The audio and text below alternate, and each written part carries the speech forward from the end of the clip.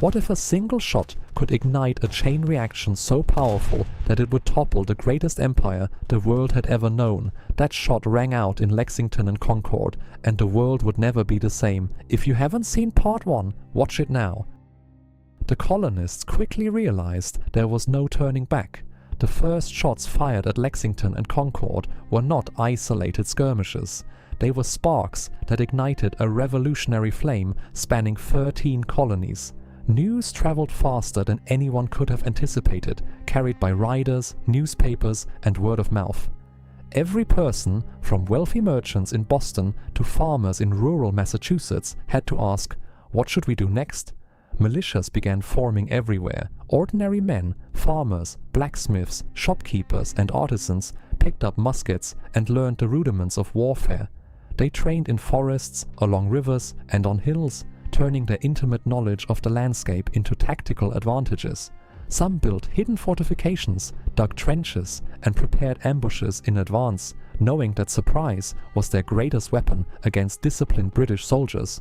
These citizen soldiers became the backbone of the Continental Army. British forces, commanded by General Thomas Gage, moved confidently down narrow colonial roads, unaware that eyes were watching every move. Ambushes, blockades, and sudden attacks turned routine marches into deadly lessons.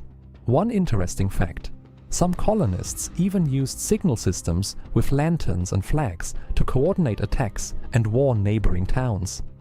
The colonies were becoming a web of resistance, networked and determined.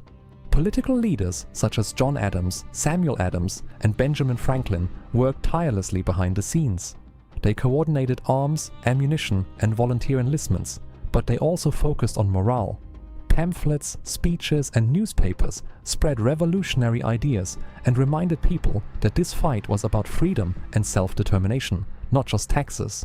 Franklin, for instance, famously appealed to both reason and emotion, highlighting that the colonies were fighting not merely for property, but for liberty itself.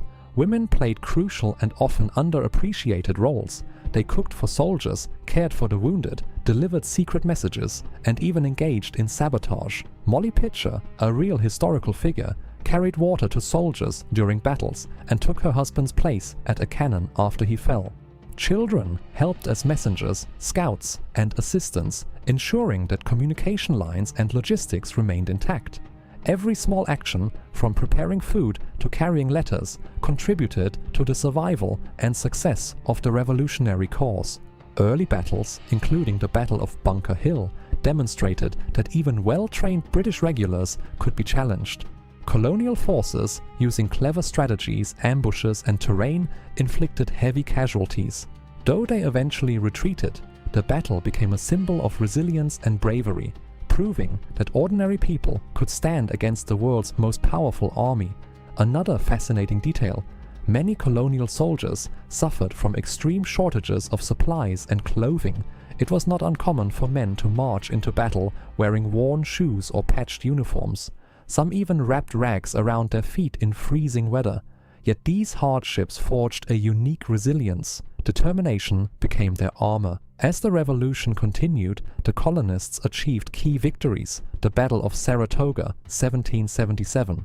Often called the turning point, it convinced France to formally ally with the colonies, providing essential troops, naval support, and financial aid. Alliances with Spain and the Netherlands. These partnerships stretched British forces thin and offered additional military and financial support. Guerrilla tactics. Colonists increasingly used hit-and-run attacks, ambushes, and sabotage to weaken British supply lines and morale. British forces, while disciplined and well-equipped, faced logistical nightmares. Long supply lines, unfamiliar terrain, and growing resistance in towns and villages made operations increasingly perilous. The colonists' adaptability was unmatched. They learned from each skirmish, improved their strategies, and turned small victories into morale-boosting legends. One of the most dramatic moments came at Yorktown, 1781. General Cornwallis and his troops were cornered by American and French forces. The siege lasted weeks, and the eventual surrender effectively ended major combat. This was not just a military victory, it was a triumph of persistence, strategy, and collaboration across colonies and even continents. The Treaty of Paris, 1783, formally recognized the independence of the United States. Ordinary men and women who had begun the conflict as farmers, merchants, and artisans became national heroes. They had defied the mightiest empire of their time through courage, ingenuity, and unyielding determination.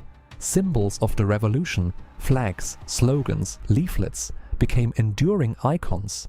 They showed that even the most powerful empires cannot crush the will of determined people. The "Don't Tread on Me" flag, the Liberty Tree, and other symbols inspired generations to come. By the end of the war, the colonies had achieved something extraordinary.